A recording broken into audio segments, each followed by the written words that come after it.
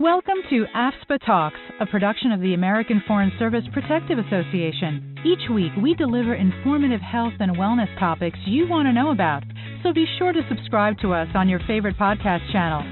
And if you have any questions about content discussed in this episode, ask them at AFSPA Live, our live Q&A session, streaming every last Thursday of the month at 11 a.m. Eastern Time on youtube.com/AFSPAcares.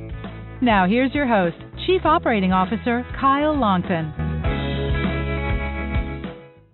Hi, everybody, and welcome to another episode of AFSPA Talks. We did take last week off for a little bit of a summer break, and I hope you all are enjoying the end of summer too. This is Kyle Longton, and I am your host here as usual to bring you some more information about benefits, wellness, and insurance that I hope will be beneficial to you. Now, today we continue our month-long focus on children's health. Earlier this month, we shared with you some excerpts about preparing for the birth of a baby and early childhood health, as well as some basics about preventive care and vaccinations. Now, as part of the excerpts that we included in that episode, Dr. Pearl Ben-Joseph shared some information about behavioral and mental health screenings that may be part of kids' annual checkups. However, we didn't get too far into detail about that. But today we will, because today AFSPA talks children's behavioral health. So last year, longtime listeners may remember that we had a conversation with Dr. Grodberg from Brightline Health. I encourage you to go back and listen to that episode if you're interested. We went into some detail about his work, about Brightline Health. But I am super excited to have this episode that we're offering today because earlier this month, AFSPA announced our new partnership with Brightline Health, finally in place. And this means that we are able to put you in touch with virtual services to support behavioral health needs of children and their caregivers. So to help us dive into the specifics of behavioral health for children and talk about how Brightline works, I'm excited to have two of their clinical managers with us. First, it's Allison Stoner. She's a clinical psychologist and senior clinical manager at Brightline. She's experienced working with youth and families across presenting concerns, including anxiety, depression, traumatic stress, and chronic health conditions. Alison is passionate about providing evidence-based mental health services to youth and empowering families through strengths-based, solutions-focused interventions. She's a dedicated advocate for the psychosocial health and well-being of all youth and families and enjoys collaborating with other child-serving providers to meet the behavioral health needs. Alison earned her PhD in clinical psychology with a child-family subspecialty from Loyola University Chicago and completed postdoctoral training in pediatric chronic pain and headaches at Children's Hospital of Wisconsin. Prior to joining Brightline, Alison worked in Children's Hospital, pediatric primary care, outpatient, and school settings. Also with us today is Honora Einhorn. She's a licensed independent clinical social worker, a senior manager, and a behavioral therapist at Brightline. She's worked with children, adolescents, and families across diverse concerns, including depression, anxiety, trauma, chronic illness, sexual and reproductive health, and identity. Honora is dedicated to promoting and advocating for the psychosocial health and well-being of children, adolescents, and families. She's passionate about providing science-based mental health interventions and prevention strategies for children and adolescents while operating under the principles of social justice. Honora earned her Master of Social Work from Boston College and her Master of Arts in Clinical Psychology from Columbia University. Prior to Brightline, Honora worked as the Director of Mental Health at Boston Happens, Boston Children's Hospital. We're so lucky to have the two of them with us today. Alison and Honora, welcome to AFSPA Talks. Thanks so much for having us today. Yeah. So when I connected with you all, I was very excited about the information that we could share with our members. And that I think was probably reflected in the first draft of the proposal I sent you all for the episode. And I want to say, first off, thank you all for guiding us to something more manageable than that initial vision. So something that our members can listen to at least within the space of a single day. But, you know, we're focused on children's health this month. And part of that's because we've got a lot of kids returning to school. My own 3 kids are starting new schools this year. My twins are starting first grade, and I have my youngest starting preschool in the weeks ahead. And so this is a time for a lot of change for my family and for many others. And we discussed sort of taking a focus on elementary school age kids. And with that in mind, I wonder if you all could share with us and the listeners some general approaches that parents and other caregivers can take to support healthy behavioral development in children. Yeah, happy to start us off with thinking just sort of broadly the range of social and emotional skills we're thinking about that take place during this developmental period, what mastery skills we're talking about. And, of course, to preface, every child has a unique trajectory. And of course, there are some typical elements of mastery during this time that we can speak to. So, starting off with social development, we know this is a rapid time, an exciting time for developing independent relationships, building friendships outside of the home, spending more time at school, less time with family. And these friendships are usually around shared activities and interests. Their interpersonal and socio-emotional skills are developed via relationship building, maintenance, conflict, which all serve as opportunities for growth in terms of social understanding, negotiation, as well as building of empathy. In addition, there are new skills around moral reasoning that take place during this time with an emphasis on fairness and rules, which many parents may be familiar with. And then when we think about emotional development, the mastery surrounds identification and healthy expression of one's emotions. And this can be an ongoing difficulty with identifying and expressing distress specifically. So this can look like externalizing behaviors such as irritability, emotional outbursts, as they build their emotional identification, understanding, and modulation skills. In addition, they're also building skills around self-efficacy and competency. What's wonderful about this time is cognitively, they're also developing, though still concrete, wonderful problem-solving skills. And in addition, the development of their language skills at this time serve particular importance in this stage as it assists in facilitating both emotional and interpersonal development and expression. I'll let actually Allison speak to within that, what parents and caregivers can be doing to support that. Yeah, thanks, Honora. I think our caregivers play such an important role in supporting this social and emotional development across development, but especially before the transition to adolescence, where that family of origin still really holds the power. So one key way that caregivers can really assist in this process is by modeling emotional identification and healthy coping of their own. So this can look like naming your own emotional experience and verbalizing that process for your kiddo. And this helps normalize the experience of having a range of emotions for your child. So for example, maybe you, like me, sometimes forget to set a timer on your dinner and it burns. And you might have your child in the room witnessing this with you. And so one way to kind of use this as a learning experience would be kind of to name that, like, I'm feeling angry that dinner's burnt. I'm gonna take a few deep breaths so I can clear my mind and come up with a plan. And maybe this is an opportunity to introduce deep breathing. Maybe it's 5-finger breathing, where you breathe in as you trace up your finger and breathe out as you trace down, going across all 5 fingers. Maybe your kiddo wants to join in on those breaths, and maybe they have an idea for what's for dinner. And that could be really a good shared experience. Another way you can support the development of your child's social and emotional skills is by being present, just being there as a social support. If you have a busy family schedule, like many families, try to find a touch point to check in as a family or do a one-on-one with your child. So again, this can be a chance to check in, normalize that things don't always go as planned, and can model that problem solving that Honora was speaking to. So family dinner might be a good opportunity for some families. It's not just before bed when everyone's exhausted and hard to kind of process. I like doing a rose check-in, which has these 3 parts. So the rose, the bud, and the thorn. Each family member can go around and say one thing that went well today, the rose, one thing that didn't go so well, the thorn, and one thing that they're looking forward to, so the bud. And when your child's experiencing a difficult emotion, because that's going to happen, you can support them while they're doing that and experiencing that distress. So demonstrating to them that you can hold that feeling and help them better understand and work through what they're experiencing. So use context clues to help give a name to your child's experience. Leverage those language skills Honora was talking about. So for example, you might say something like, I see that you're sitting really close to me and speaking really quietly. I wonder if you're feeling nervous about your first soccer practice tonight. Naming that emotion can go a really long way in helping your child be able to cope with it. And then if your kid's not too overwhelmed in the moment, you could give them a strategy to manage those big feelings. So that way you can kind of give voice to the emotion, open up a conversation about what's going on. So in the soccer practice example, maybe your kiddo shares that nervousness is because they don't know what to expect. So maybe you can validate that experience, that fear of uncertainty. Let them know that you're going to be there, just right on the sideline.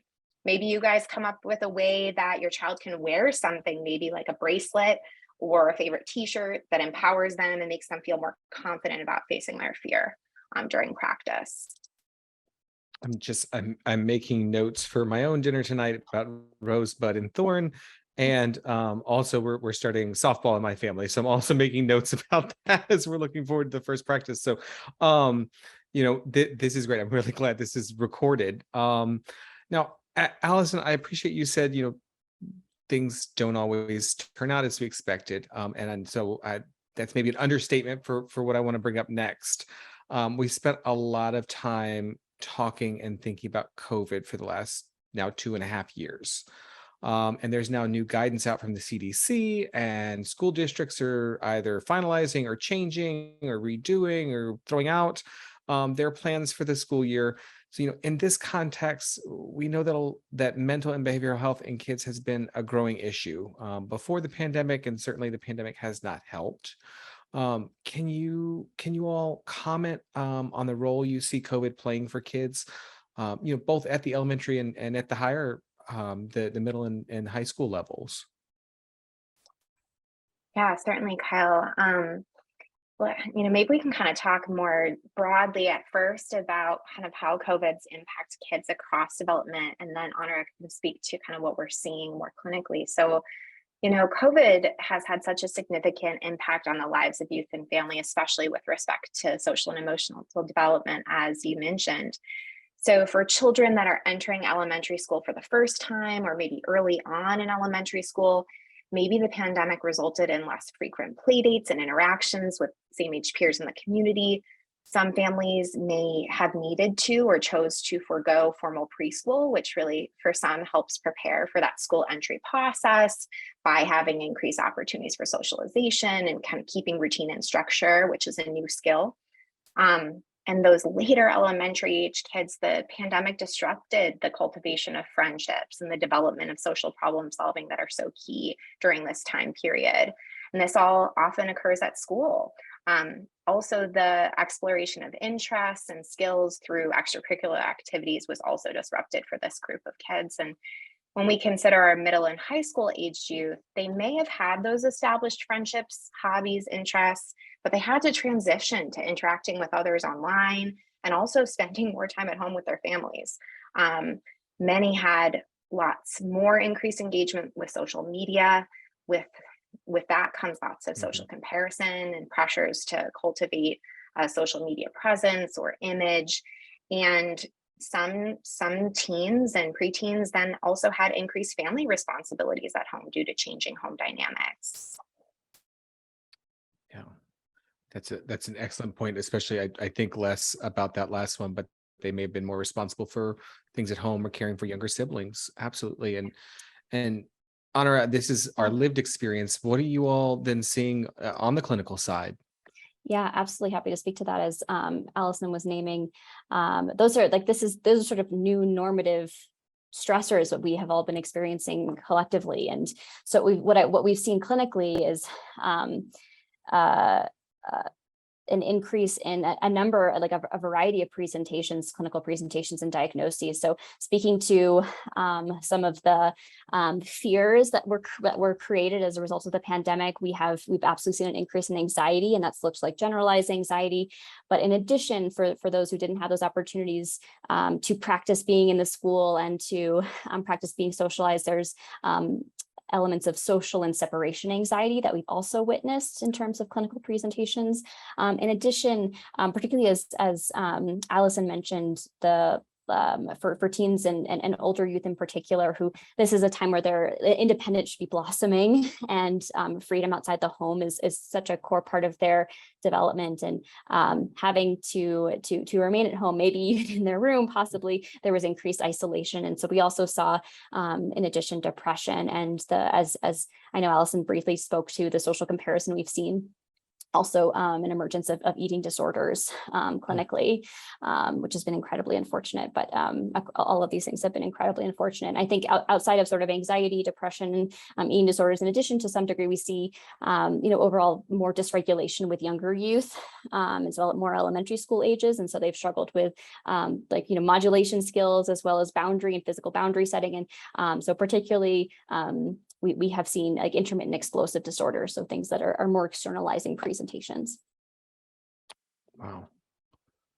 Well, and obviously you all are seeing those when they're coming into your practice through Brightline, and Honora, I appreciate you started our discussion by noting that every child is unique, and develops uniquely and so forth. But keeping that in mind, for both of you, are there common signs that we as parents and caregivers might look for in children in our lives that point to a need for additional support or care or intervention?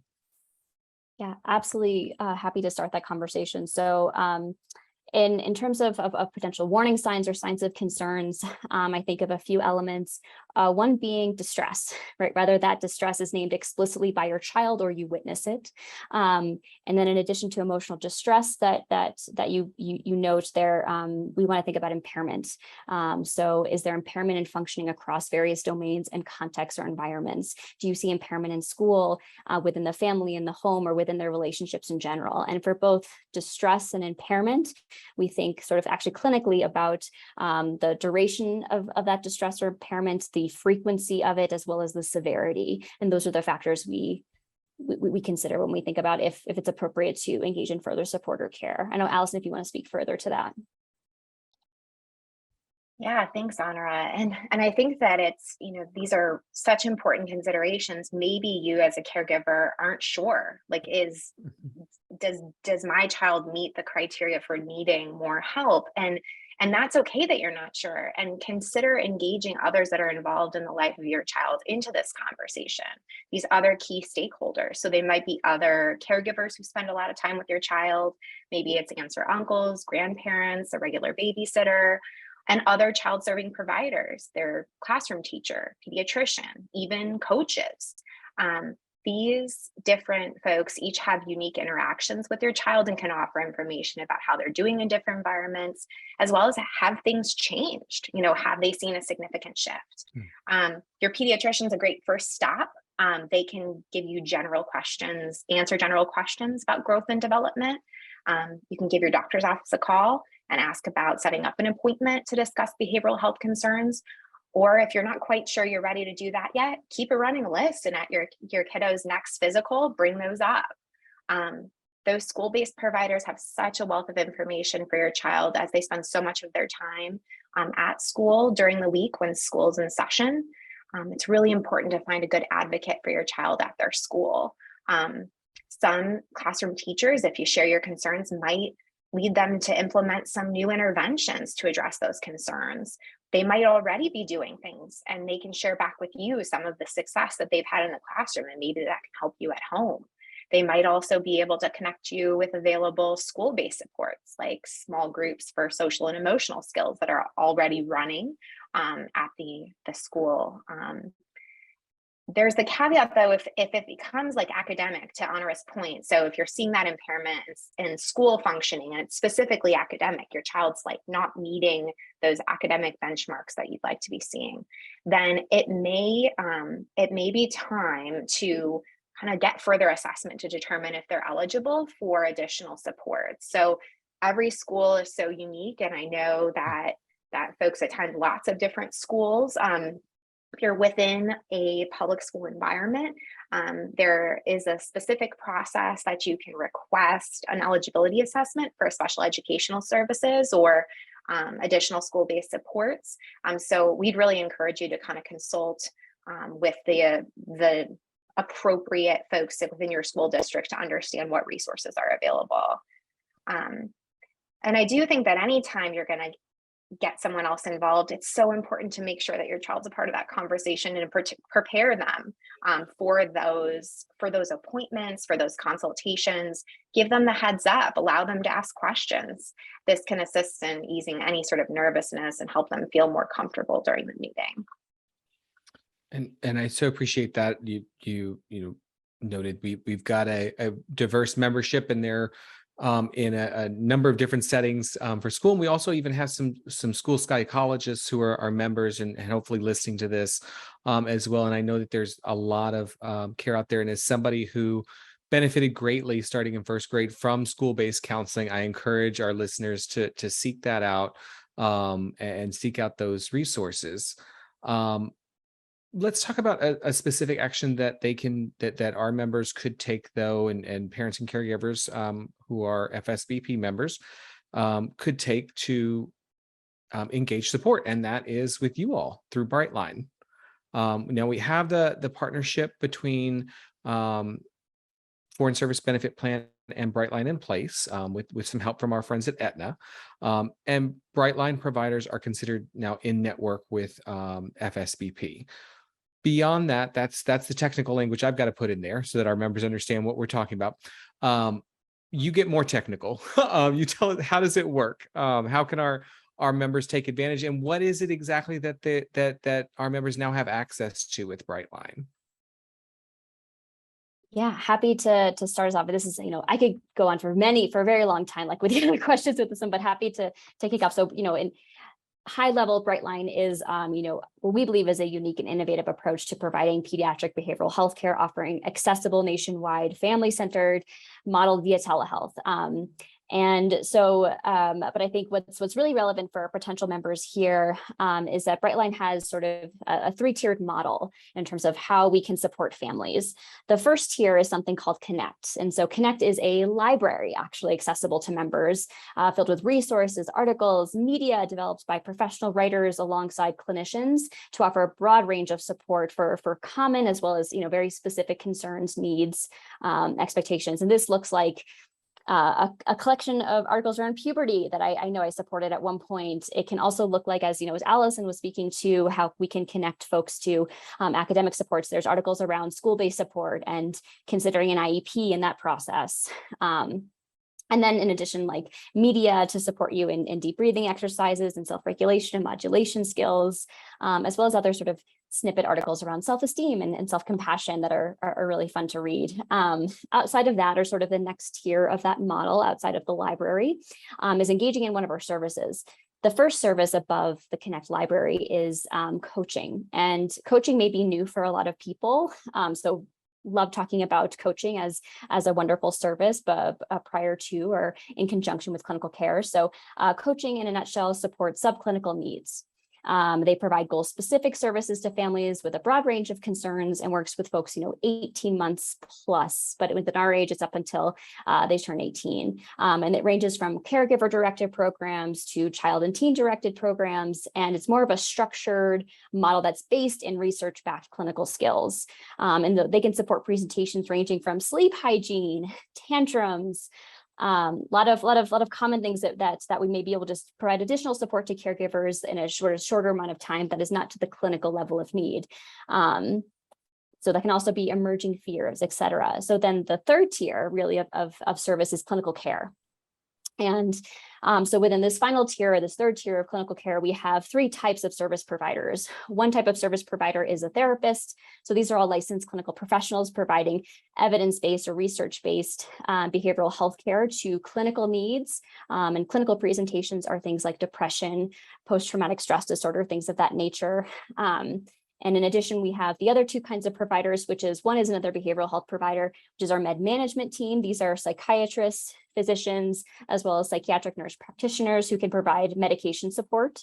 And then third, we have also speech language pathologists. Of course, they're providing a different level of service, but all can provide care in conjunction with one another.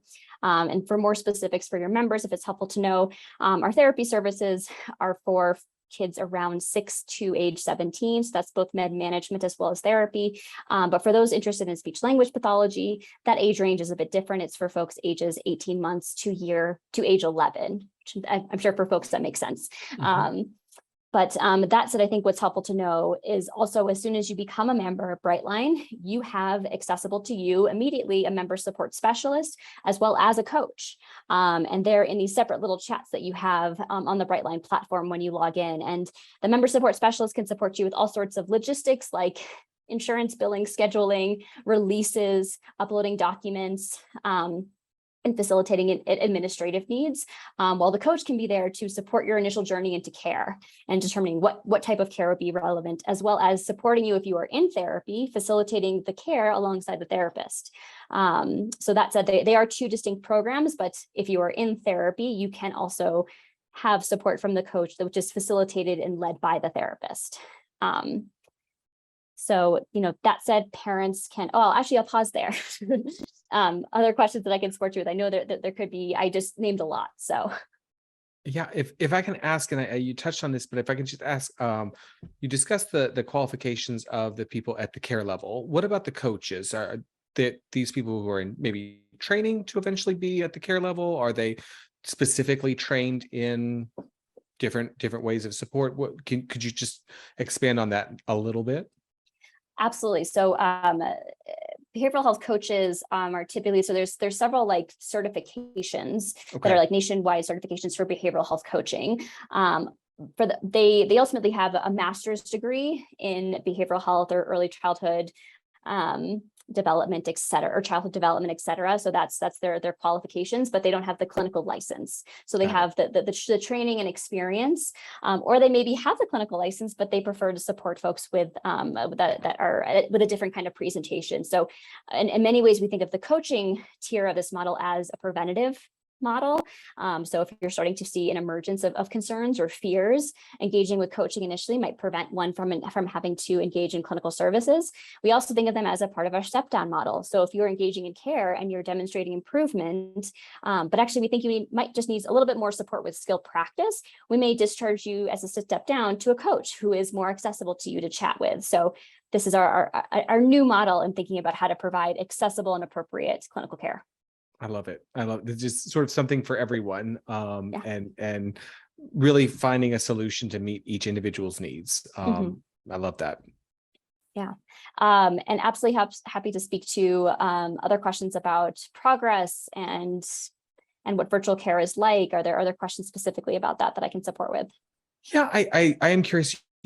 Is it we have some programs where it's a set number of sessions or a set amount of time that somebody's engaging in the program. Is that how Brightline is structured, or is it sort of, as we discussed before, sort of meeting that individual's needs, and so it's going to vary from person to person? Yeah, that's a great question. I can start, and then Allison, I'd love to hear your thoughts here too. I think it's a bit of a combination. First and foremost, we want to be aligned with the family, what they're looking for, what they want to need, and also in aligned with what's clinically appropriate, and what is our clinical recommendation. And so I do know there are certain plans that actually do have caps on sessions. So it sounds like that is not the model. That is not us. Okay, there you go. So that said, we do have certain structures around session length, all of which is based in what's in the research and what's effective practice. So I will start with that. So for therapy, it's once a week. And we typically are supporting clientele between 10 and 16 sessions. So that could be 10 and 16 weeks. And that's based in evidence-based practice that we operate by, which is most of which is cognitive behavioral therapy, as well as other evidence-based modalities. And so that's where the research, we should expect progress and clinical improvement by that time. And if we don't, then we absolutely have individual discussions around what's happening. Do we need to engage in additional support, higher level of care?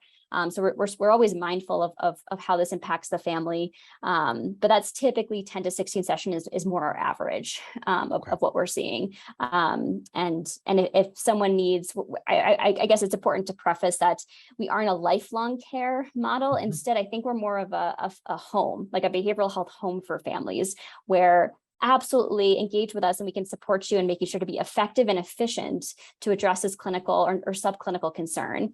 And then we want to close so then you have time to independently build those skills, that self-efficacy, without us having to be present. So we always want to build independent skills around the clinical support we offer, but then you can always re-engage. So we're still a home, is I think what I want to preface, but we also don't want anyone to be dependent on us. I appreciate that. Yeah, Alison, do you have other thoughts around that? Yeah, thanks, Honora. I think that you did a great job of kind of explaining that approach. And I would say that we are a short-term solutions focused intervention. And that's based on the research. That's what we know works for these presenting concerns that we serve here at Brightline. And I think that last piece that you shared, Honora, about, when you enter care in Brightline, we're thinking towards that graduation, empowering you with skills to practice in your real life. And we're here to be a part of that journey. And that's the work that happens in between sessions. There's also some stepping up or stepping down that Honora described. So if you start in coaching and then you determine that there are additional kind of targets for intervention that could be served in therapy, we can step you up there, or vice versa. If maybe one key thing we're seeing a lot of post-pandemic too are kind of organization and planning skills. We have a great organization program and coaching that might be a nice fit for someone who is working on those executive function skills. So we could step down after successful discharge from therapy. So I think there's some wiggle room moving back and forth that could kind of extend your Brightline experience for this episode of care. But most importantly, we expect our members to graduate and to be able to use those skills in the real world independently.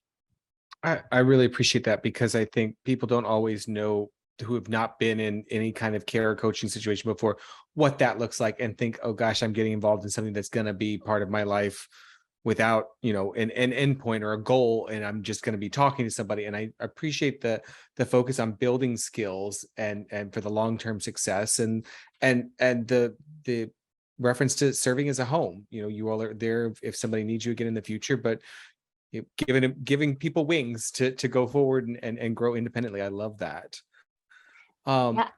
Yeah.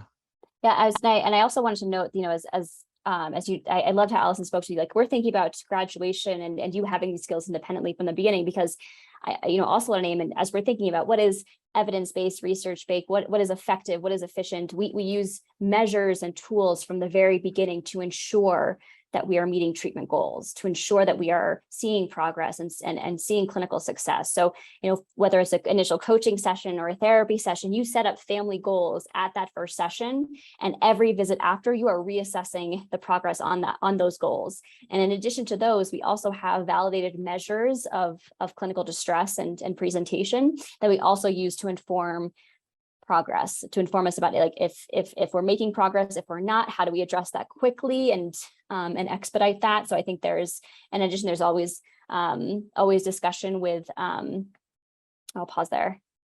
Okay.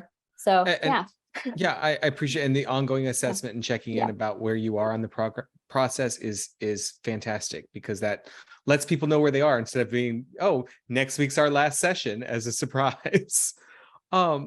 Now, one thing I wanted to check in on, because last year we did an episode with Dr. Grodberg, and he mentioned that there was at that time, still to come, an autism program.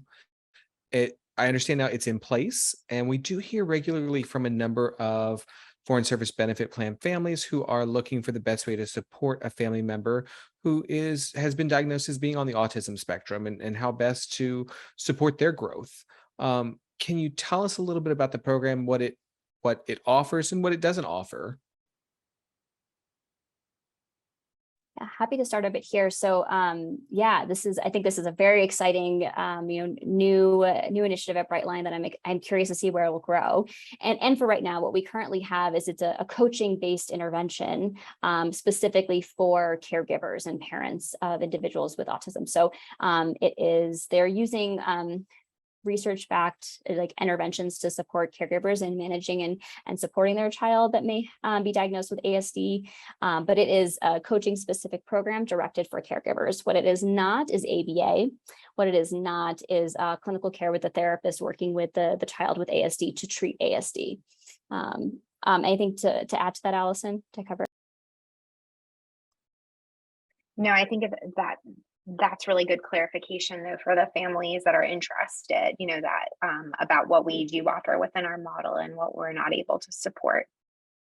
And I think that's important because we have done a good job, I think, of growing our ABA network providers for members, at least in the United States. But I think it's also important that when you're caring for someone, you also need to make sure you're caring for yourself and getting that support and those mechanisms to support those in your life that you need. And I appreciate that is what this program is offering. And so I'll encourage our members who think they might benefit to take a look, and more information about that at the end of our discussion. And before we really wrap up, is there anything that you all feel like we've missed, or anything more that you all would like to add to share with our listeners? I'll start with you, Allison. I just wanted to add that we're really excited about the chance to work with the AFSPA community and look forward to working alongside you to improve the health and wellness of your children and families as a whole. Excellent. We are excited about it too. Honor, anything else you'd like to add? Yeah, happy to echo Allison, and also name that we hope that this telehealth model means more accessible care for you and your family, something that can really support you in the needs that you have within your family, be more convenient, but still effective and really thoughtful and supportive. I think we're very, very excited to partner with you all. And one silly thing to note that I wrote down that I wanted to make sure to know is that, because I love telling members this, because I think very often when you're in telehealth or digital tools in general, you're not sure who is behind the person talking to me. And I love telling people that those people in those chats, member, support, and coach, are actually real people. They are not bots. They are real people. So love to know that, like, every time you are contacting or engaging with Brightline, you're speaking to a real person. Absolutely. And that is evidenced if you go online and look at the number of positions that that Brightline has been recruiting and over the last year. Because I think when I first learned about Brightline about almost a year and a half ago, you all were in 2 states, in Massachusetts and California. And now, as you mentioned at the beginning, you're nationwide. And so there is support available across the United States. And that support is in the form of real human beings there to help you, as well as a fantastic online library that has been curated and created by real human beings, based on, as we've stressed throughout this conversation, clinical evidence and what you all have seen in practice. So Allison, Honora, I want to say thank you so much for joining me today. Thank you for sharing your experience and your knowledge with our members. And I so look forward to our membership having the opportunity to engage with Brightline. Thanks so much for having us today. Absolutely. Looking forward to this. Thanks again to Allison Stoner and Honora Einhorn from Brightline Health. Foreign Service Benefit Plan members can learn more about Brightline and sign up at hellobrightline.com/FSBP or by calling 888-224-7332. Brightline services are available to FSBP members at in-network cost sharing, which means deductible and coinsurance may apply. Currently, Brightline is available only to those members located in the United States. This has been AFSPA Talks, a production of the American Foreign Service Protective Association. All information offered in this podcast is meant to be educational. The views expressed by the hosts and guests are their own and do not necessarily represent AFSPA. Should there be any discrepancy between information offered in this podcast and official plan documents for the Foreign Service Benefit Plan or the other products offered by AFSPA, the policy provisions will prevail. Thanks for listening, and be sure to subscribe to AFSPA Talks on your favorite podcast app so that you don't miss an episode. Please join us at 11 a.m. Eastern on Thursday, August 25th for AFSPA Live. Look for more information on our website or on our social feeds on Facebook, Instagram, and LinkedIn at AFSPA Cares. I'll talk to you again soon. Thanks for joining us this week on AFSPA Talks. Be sure to subscribe to our channel so you'll never miss an episode. If you have any follow-up questions about the topics in this episode, join our AFSPA Live Q&A session on the last Thursday of every month. We will be streaming live on our YouTube channel at youtube.com/AFSPAcares at 11 a.m. Eastern Time to answer your questions. Thanks for listening.